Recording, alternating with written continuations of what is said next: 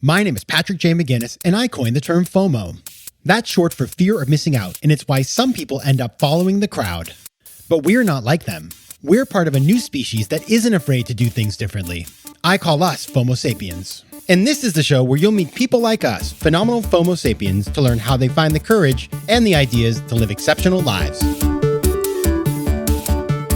FOMO. FOMO. Hey everybody, welcome to another episode of FOMO Sapiens, the show for people who don't just follow the crowd, but instead take their own path to success in business and in life. I'm your host, Patrick J. McGinnis, venture capitalist by day, author and podcaster by night, and as always, FOMO Sapiens 24/7. And today we're going to be talking about how to age like a FOMO Sapiens. Now, what the heck does that mean? What I mean is FOMO Sapiens, we think about things, we're thoughtful, we're mindful, we make a plan, we choose the path of most impact. And so as you get older, guess what? You can't escape aging. I have these, it's like funny when somebody picks on somebody because they're like, oh, we were so much older. I'm like, wait 10 years. You're going to be older than that person. So, we all do it.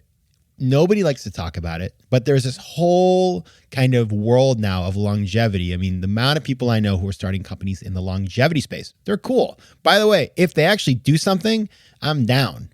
If they don't, if it's just smoke and mirrors, not so good. But it is a huge space. And the reality is that, you can take a pill, you can get a treatment, you can do all this stuff, but there are so many behaviors that you need to think about, because a lot of this also is about the mental aspect. You can't just take a bunch of pills to fix the mental aspect of this. You need to change mindset. And to talk about that is a very special guest, a returnee to FOMO Sapiens, the great Steven Kotler. Now, Steven, he is a New York Times best-selling author, an award-winning journalist, and the executive director of the Flow Research Collective. He's also one of the world's leading experts on human performance. He is the author of 11 bestsellers, yikes, including The Art of the Impossible, which we talked about on this very show when it came out. Other books include The Future is Faster Than You Think, Needling Fire, The Rise of Superman, and many, many others. He's been published into more than 50 languages. His writing and his ideas have appeared in every magazine or newspaper you could ever imagine. Seriously, the list that I have in front of me is extensive. Just pick one of your favorites and throw it in there because he's in all of them. And Steven, along with his wife, who's the author Joy Nicholson, is the co-founder of the Buddy Sue Hospice Home for Old Dogs, which is a canine elder care facility. That's amazing.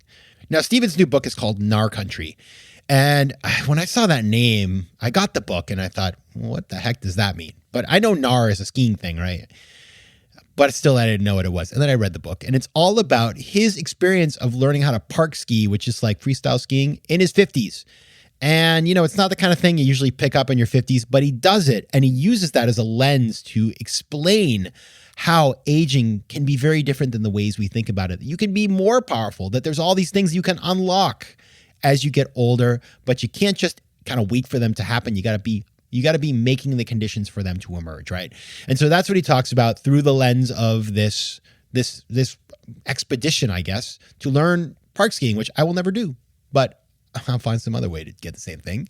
So that's what we're going to talk about. And what you're going to learn is, number one, why the way we think about aging is incorrect. It doesn't have to be that way. It's not about steady decline or managing decline. No, sirree, Bob. It can be so much more. See how now I sound old when I say nursery Bob, but it's true. Number two, how Steven used himself as a laboratory to figure all this out and what he learned. And finally, what are the practical tips? So it's really nice to talk about this stuff, but I wanted to give you some things you can use straight away in your own life. And so you will get the tips, the tricks, the things you can use in your own life to start putting these things into practice. All right, my small ass this week, talking about getting older. What's one way to not get older? Be on TikTok, which I am now. I think you might have heard a rumor. So if you go check out Patrick J. McGinnis on Instagram or TikTok, you will see wonderfully clipped clips of our videos of the show. I've been recording videos. You've not seen them. I didn't know what the heck to do with them. And then one day it came to me, put them on the socials. And so there they are. And my partner in doing this is a wonderful company called Pod Machine. You're going to meet the founder later this season, but Pod Machine is a company that does this. They can do it for you. In fact, they help podcasters to do all kinds of stuff, edit your shows, do your videos, splice them, put them on socials, all that kind of stuff, and at very affordable prices. Go check out their website. It's Pod Machine. If you go to podmachine.com/FOMO, we have a special offer for you. Go check it out. All right, and now onto the interview. As you know, I start every interview with the same question, and the question is this: what's a formative decision you've had to make to get to where you are today? I'll tell you what the decision was, and then we can talk about all the different ways it led to today. The decision was 20 years ago when my girlfriend at the time and I decided to do hospice care work for dogs as kind of a full-time venture, among the many other things that I was doing. But when we set up what was our original hospice care sanctuary, Rancho de Chihuahua, which we ran for about 16 years in New Mexico, and that's since morphed into a second hospice care facility in Nevada, where we are now. That was the decision, and it changed a lot of stuff, but most relevant to, I think, what we're going to talk about today, my recent work has been around peak performance aging, and it was doing hospice care work for dogs.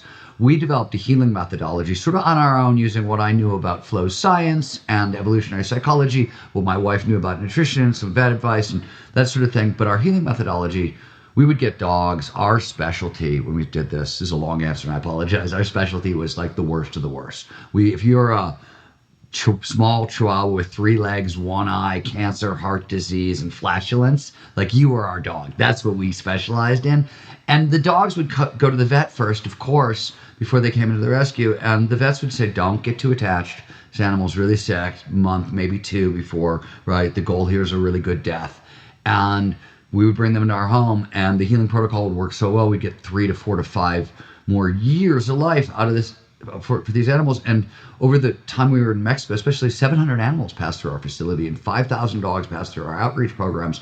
So this is a huge sample size, and it was sort of across the board. And we were seeing, like, we were making essentially lifestyle interventions and getting in human years like an extra 20 years.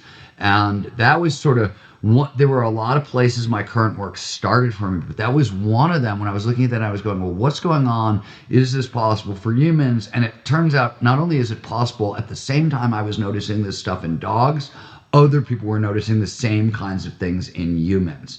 So my timing was fortuitous with this work. Well, you are one of the illustrious 2-time guests for FOMO Sapiens, and based on the pace with which you are releasing books, I expect that we'll have you back again and again and again. So lucky us. And today you're going to talk about your new book, and it is called, I have it right here in my hand, Nar Country, Growing Old, Staying Rad. And you embarked on this really fascinating project, and that you talk about in the book, which is teaching yourself how to park ski at the age of 53, which for a bunch of different reasons, which are biological in nature, is considered nearly impossible for anyone over the age of 35. So before we get into some of the learnings about peak performance aging, talk about how did this all come about, this audacious idea, and also explain what park skiing is for those who don't know.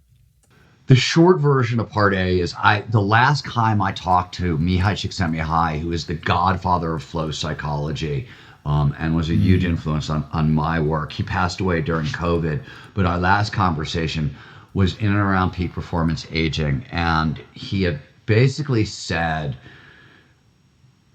however you're getting the most flow in your life, as you get into the second half of your life, the desire for flow never goes away, but have a backup plan, have lots of different access points for flow. He found himself in his latter years where some of his access points really closed down. And so he was like, it was a very personal conversation, like one flow junkie to another, hey, have a backup plan. And for a bunch of different reasons that we can sort of get to as we go along, I decided my backup plan was going to involve teaching myself how to park ski, which, as you pointed out, is considered biologically impossible for really anybody over the age of 40. But because of my work with dogs, I had started looking at a bunch of different related fields to, like, successful aging and things, but they were embodied cognition, flow science, things that were on the tangents. But I started to realize that theoretically, if all the things I was reading were correct, it should really be possible for an old dog to learn new tricks using this very kind of precise format that we built based on all these ideas. Now, these ideas were true in the lab. Nobody'd really put them to the test, in the real world. So I designed I basically made a list of 20 tricks that would cover going zero. I have no abilities whatsoever as a park skier. I could ski, I was good, but I'd never been in a terrain park, knew no tricks, couldn't do anything. And as you pointed out, I was 53 years old. The odds were against me. And I figured if it takes me 5 years to learn all these tricks, cool, right? I've accomplished my goal, great. And I learned most of the tricks in less than a season. And I went so shockingly fast. It was freaky. It didn't even make sense to me. I've never progressed at anything as quickly as I did at this. I'm not a natural born athlete. I'm not a gifted that I've done this skied a long time, so I got good over time.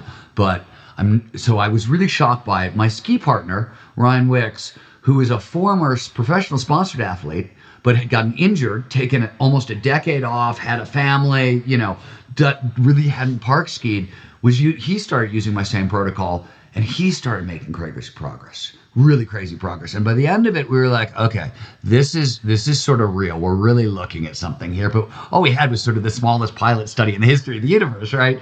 It was cool. It was tantalizing. But so this past year, we ran a second study with 17 older adults, ages 30 to 68. And we took the same ideas from these same sort of fields, blended them together, and in 4 sessions on the mountain, taught them how to park ski as well. And they made crazy progress. And then we removed the park skiing and the park snowboarding and just turned it into a training. And we've run over 500 people through the training right now to see if the ideas work once you pull them out of action sports, right? Because not everybody's gonna go for action sports in the second half of their life. And we've had massive success there. So the story, the experiments, is what's told actually in our country, right? In the book. But the bigger picture is also really, really cool. FOMO. That's really cool. And it's a cool book. It's a different kind of book because it's like a diary in a sense. You take us through this experience. And as I was reading it, Stephen, I've been telling all my friends, I grew up skiing. I'm from Maine. It was kind of a thing I did on the weekends. I was never like, I'm not like a daredevil skier, but like I'm a competent skier. And the last couple of years, I haven't been able to ski for different reasons, not a priority. And I feel like every time I meet a friend I haven't seen in a while, they've succumbed to like some terrible skiing injury. Like one guy had like part of his like clavicle sticking out. It was crazy. And so as I was reading your book, I was like, this is interesting because I started to perceive this as like a risky thing to do. And it is, you can hurt yourself. And in the book, you do have to sort of fight against injury. But one of the things that kind of comes out in this, and I really want to hit on, is like aging is a mental event as much as it is a physical process. And a shift in mindset can actually, you say it can add 7 years to our lives. So there's a science around how mindset shifts affect our aging. Talk about that science and what you learned. Yeah, there's a physical side to this as well, but there's definitely a mental side. And for anything I'm about to say to make sense, we just got to start with, there's a traditional theory of aging that was dominant in the 20th century. It actually dates back to Freud, but a ton of people contributed to it in the 20th century. And I think of it as the long, slow route theory. It's the idea that like all of our physical and mental skills fall off a cliff and there's nothing we can do to stop the slide. And it turns out that's really not true at all. And subcategory, that is where you hit in, this is a great place to start the conversation, is aging is not just a physical event. In fact, it's as much, if not more, of a mental event than a physical event. And starting back in the 1970s, a woman named Ellen Langer, who was at Harvard, she started to do the initial, she's often talked about as like the godmother of successful aging, the godmother of peak performance aging, the godmother of positive psychology, on and on and on and on. I like to think about Ellen Langer. If you're of my generation and you grew up and you were a kid and you heard a song on the radio and you didn't know who it was always the Eagles. Like if you didn't know who it was probably going to be the Eagles. That was just like the safe bet because who knows. I sort of feel like Ellen Langer is the Eagles of psychology. If you've heard of a crazy, weird experiment, but you don't know who did it, chances are it's Ellen Langer. But she figured out way, way, way back in the 70s and the early 80s that mindset has a huge impact on health and longevity. And since that early work, a lot of very long studies have proven this. And the most famous one is the Ohio longitudinal study of aging and retirement. It started in 1975. It ran to 1995. So it's a 20-year study, thousands of subjects. And they were the first to prove what is now very well established in the fact that you mentioned, that a positive mindset towards aging. So this is sort of like a growth mindset toward the second half of your life. I believe the second half of my life is filled with thrilling possibilities, basically. Can produce an extra 7.5 years of healthy longevity. That's remarkable. That means, like, if you're thinking about, do I quit smoking or do I change my mindset? Do I lose weight or do I change your mind? No, you shift your mindset, you'll get like way more years out of both. So mindset is hugely important, but I think there's a second half to this. Because if you just shift your mindset, if the long, slow rot theory is still true, all you've done is just changed your mind. Doesn't, you know what I mean? It's not authentic. What the other thing that you have to know, I think, on top of this, is the difference between older ideas about aging and contemporary ideas about aging is that one major thing changed. Used to be, we thought the mental and physical skills declined over time. There's nothing we can do to stop the slide. These skills do decline over time. There is an aging process, and some skills start to fall off in our 20s, some in our 30s, 40s, 50s, and that is real. But it turns out all of these skills are use it or lose it skills. So if we never stop using and training these skills, we can hang on to them and even advance them far later in life than possible.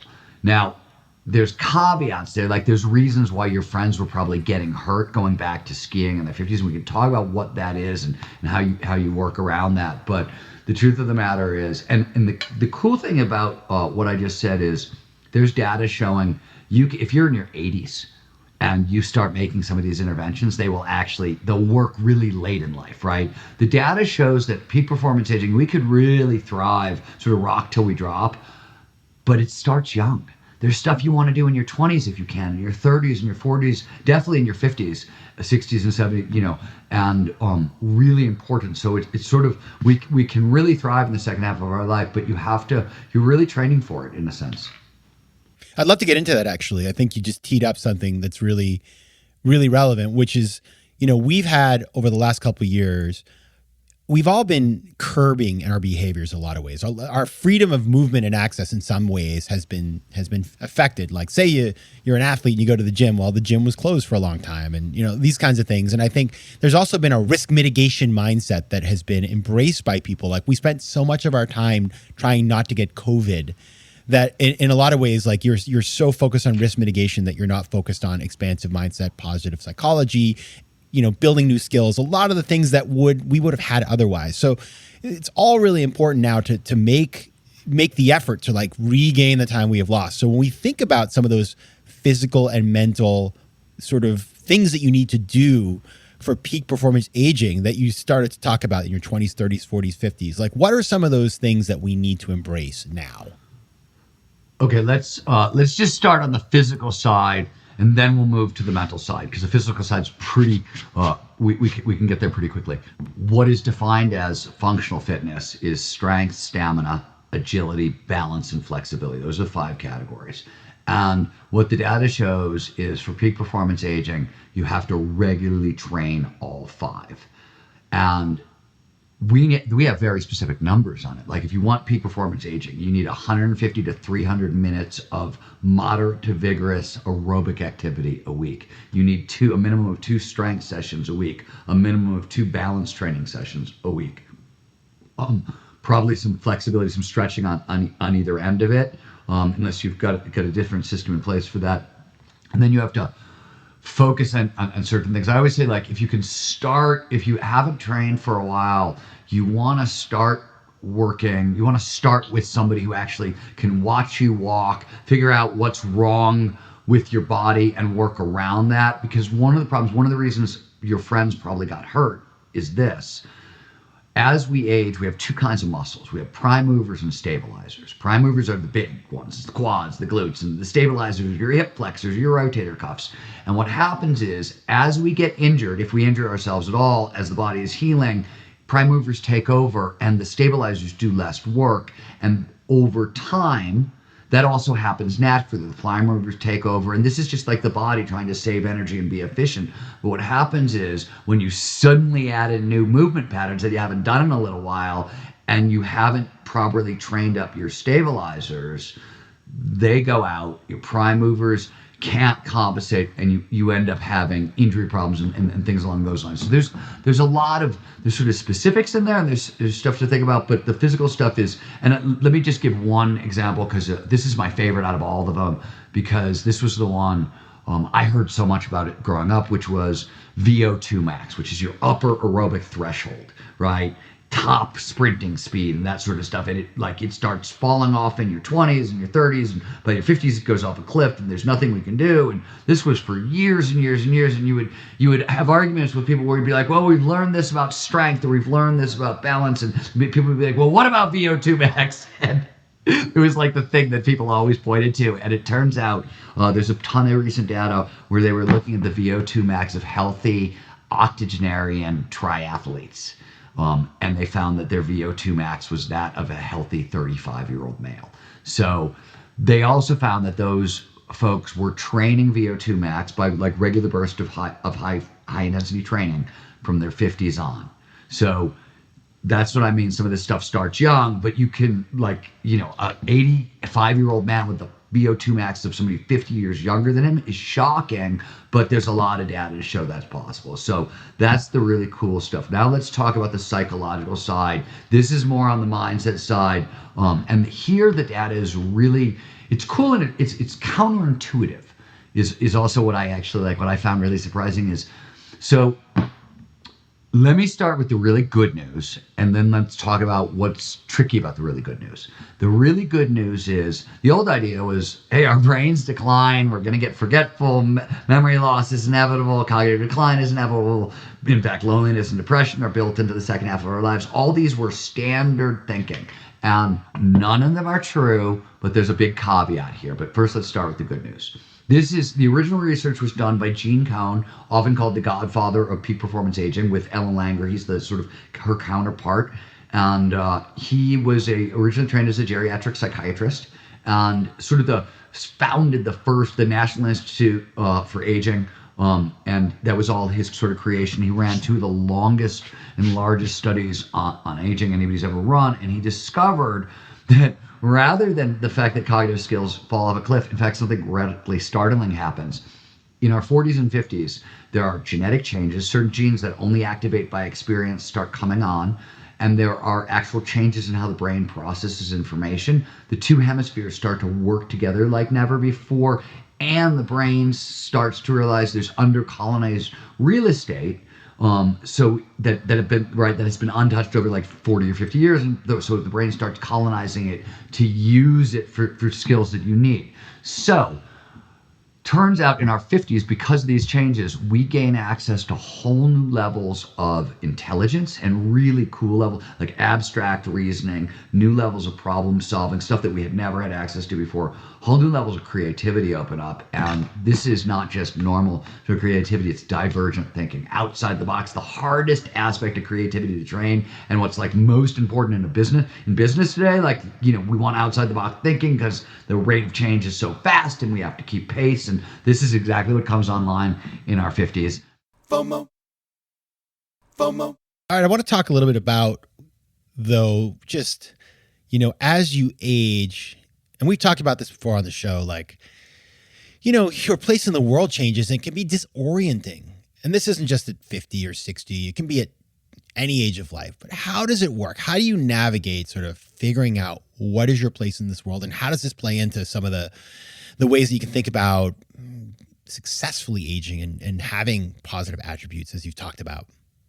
You got to know who you are in the world. This crisis usually shows up around age 12. And Eric Erickson used to think that it got resolved by the time we were 18, and maybe it once did, but no longer. And it's now like around 30. And you have to sort of have figured that out. Otherwise, you have difficulty afterwards. Why? Because around 40, you have to solve for what economists call match fit or match quality. There's a match between who I am, my strengths, my values, and what I'm doing with the bulk of my time, right? What I do in the world. And obviously, if you haven't solved identity, if you don't know who you are, you can't solve match fit because like there's no way to do that. And then by 50, and this is especially crucial if you want to unlock the wisdom and the empathy that comes on in your 50s, you have to forgive those who have done you harm and forgive yourself. That's really those psychological changes. They sort of start to unlock these changes. And then in your 50s, to really unlock these superpowers, you have to engage in creative activities. It's creative thinking that actually really sort of bursts a lot of these changes. And you'll get some of the benefits without it, but creativity is how you really unlock it. And then once that stuff is unlocked, you have to do two things to hold on to it. And you touched on one earlier, which is why I sort of wanted to get to here. One, you have to preserve physical functionality, right? All these superpowers don't, if you're not training up the 5 categories of functional fitness we talked about, doesn't matter, right? Like you're going to run into those problems. And finally, the last thing you have to do to really hold on to these superpowers is you have to train down risk aversion and train up your risk tolerance. And a lot of it has to do with how the brain, when you're risk phobic, right?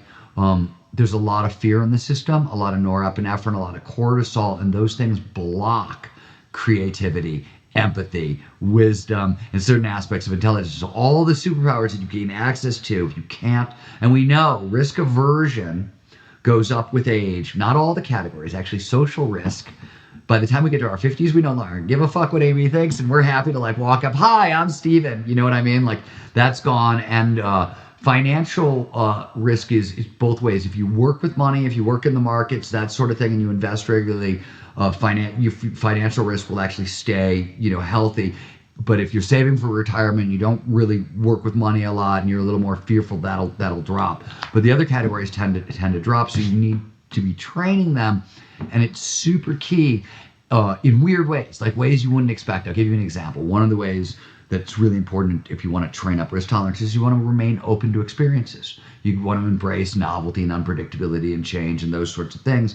And they looked fairly recently at all the big 5 personality traits, where openness to experience is one of them, and their correlation to peak performance, aging, and mortality and things like that. And they found all the categories sort of impact quality second half of your life. Only openness to experience correlates to mortality, meaning you can watch in psychological profiling, you'll see but a year before people die, there's a sharp decline in their openness to experience. So openness to experience literally correlates to mortality within a year if there's a sharp drop. So I don't think anybody quite knows why that is yet, but it's been found a number of times. So the findings holding up, I don't think anybody understands why that is happening.